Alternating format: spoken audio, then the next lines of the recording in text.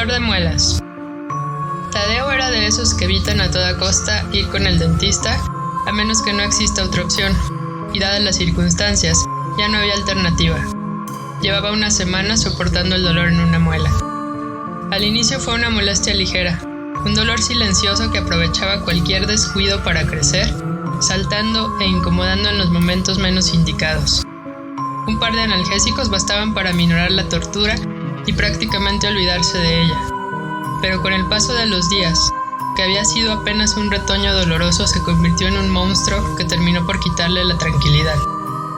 Y allí estaba Tadeo, en plena reunión con los altos mandos de la empresa donde trabajaba, sentado en silencio, pálido, diaforético, con la mirada perdida como en trance.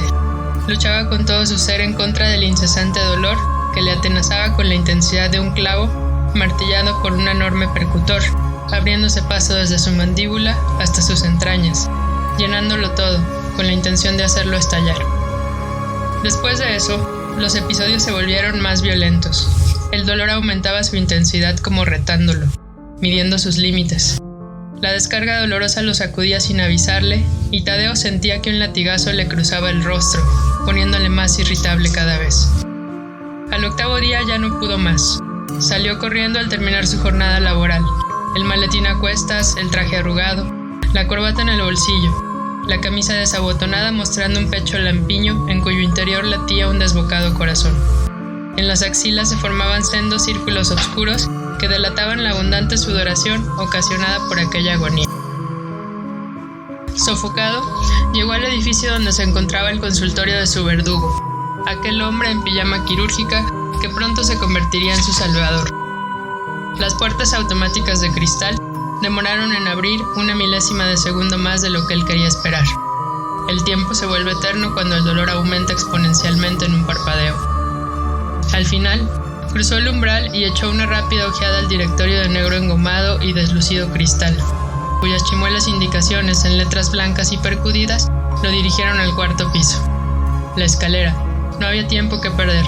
La buscó con ansiedad por toda la planta baja, pero fue incapaz de localizarla.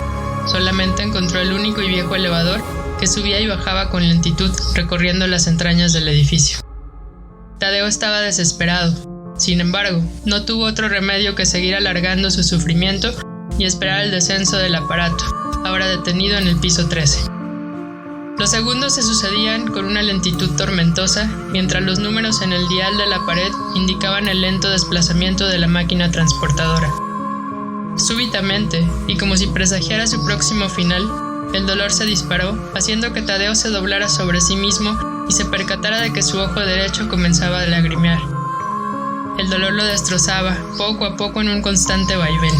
Se encendía en un destello, una punzada eléctrica certera y despiadada, que nublaba su mente y descargaba millones de nocivas sinapsis que descontrolaban su organismo en un solo segundo. Su respiración se volvió más rápida, sus latidos se aceleraron y sus sentidos parecieron intensificarse.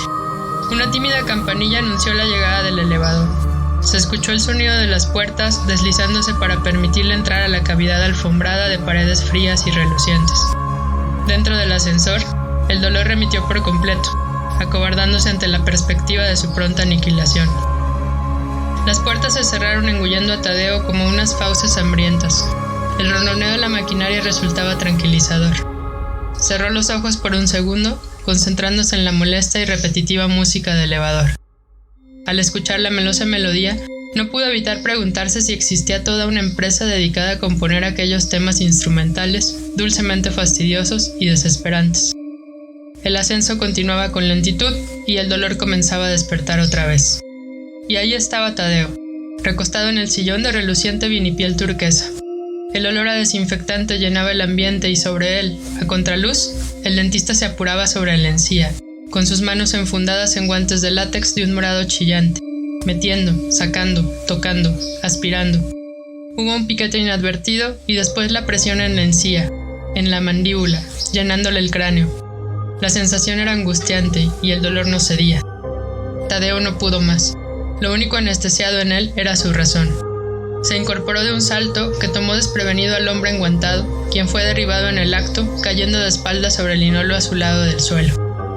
Al caer, su mano soltó la fresa en funcionamiento que comenzó a retorcerse como si fuera una culebra, mientras continuaba zumbando sin parar. El dentista estaba en el piso, aturdido. Tadeo, por su parte, se encontraba de pie, fuera de sí. Un panorama desolador para el porvenir del hombre en traje quirúrgico.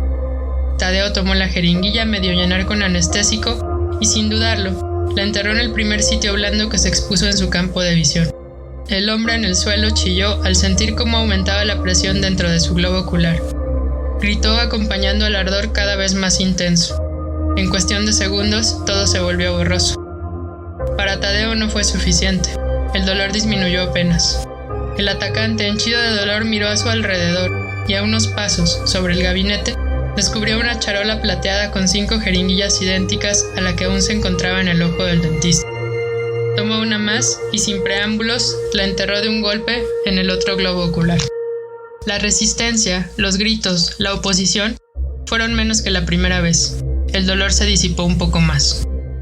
La fresa seguía zumbando en el suelo a unos centímetros de Tadeo, quien se aproximó a recogerla y la examinó con ojo crítico. El peso del aparato le sentó bien.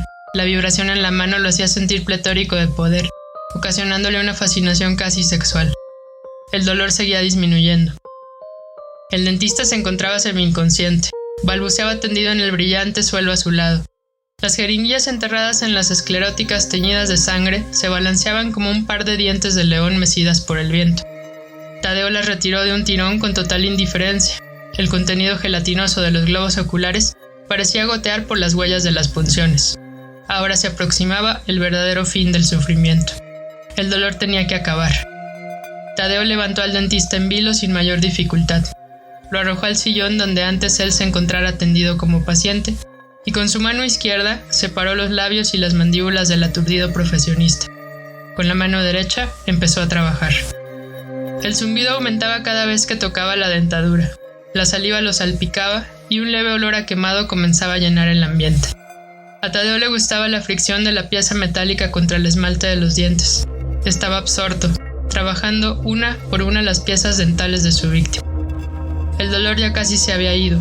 Ahora no podía evitar sentir un dejo de placer. Tras algunos minutos, se detuvo un segundo para admirar su obra. Tótems tatuados sobre las antes brillantes piezas aperladas. Figuras caprichosas, relieves y depresiones surcando incisivos y molares. La sangre resultaba un accesorio adicional, embelleciendo el cuadro. El dentista yacía inconsciente en el sillón donde debería de estar recostado Tadeo, quien le observaba de pie a un costado, fascinado, agitado y sin dolor. Apenas si se daba cuenta de que tenía una erección. Parecía que por fin todo había terminado, y sí. Súbitamente, se detuvo el ronroneo de la maquinaria y nuevamente las puertas se deslizaron, pero esta vez para vomitarlo justo en la entrada del consultorio, en el 4º piso. Tadeo abrió los ojos y sacudió la cabeza. Una punzada momentánea llegó hasta él para recordarle por qué estaba ahí. A su alrededor seguía sonando la música de elevador, y se apresuró a mirar el reloj en su muñeca. Afortunadamente, no llegaba tarde a su cita con el dentista.